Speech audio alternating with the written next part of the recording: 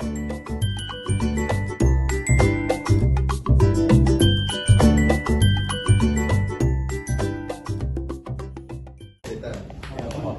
में प्यार का जज्बा दिखाई देता है, यहाँ पे हर कोई अपना दिखाई देता है।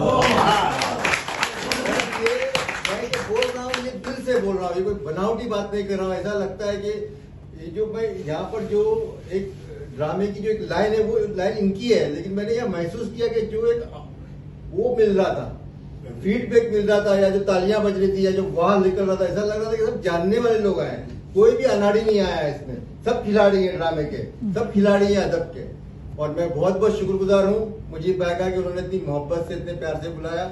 मेरे साथ मेरे शागिर्द अमित गुप्ता जी हैं जो पिछले 30-35 साल से उर्दू पढ़ रहे हैं। जरा खड़े हो जाइए अमित जी। अमित गुप्ता साहब, और मैं तकरीबन तमाम शायरों को पढ़ा है और बहुत अच्छे से पढ़ा है। और मैं खास तौर पर एक तोहफे के तौर पर आपको लाया हूँ। इस तरह के मेरे और कई स्टूडेंट्स हैं, लेकिन मैं चाहता हूं कि उर्दू जबान जो है वो किसी मजहब की जबान नहीं है। और मुजीब भाई भी वही काम कर रहे हैं।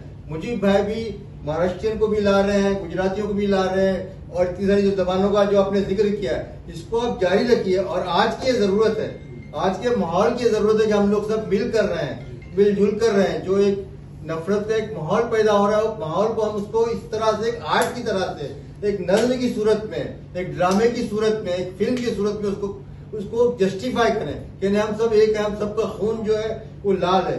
और मुझे लग ही नहीं रहा था कि मैं ड्रामा देख रहा हूँ, मुझे लग रहा था कि मैं हकीकत देख रहा हूँ, मुझे लग रहा था कि मैं अमृता प्रीतम को देख रहा हूँ, मुझे लग रहा था कि मैं दोस्त को देख रहा हूँ। और उन्होंने जो बयान किया जमीर साहब, वो लग नहीं रहे थे कि ऐसा लगता कि वाकई जमीर है।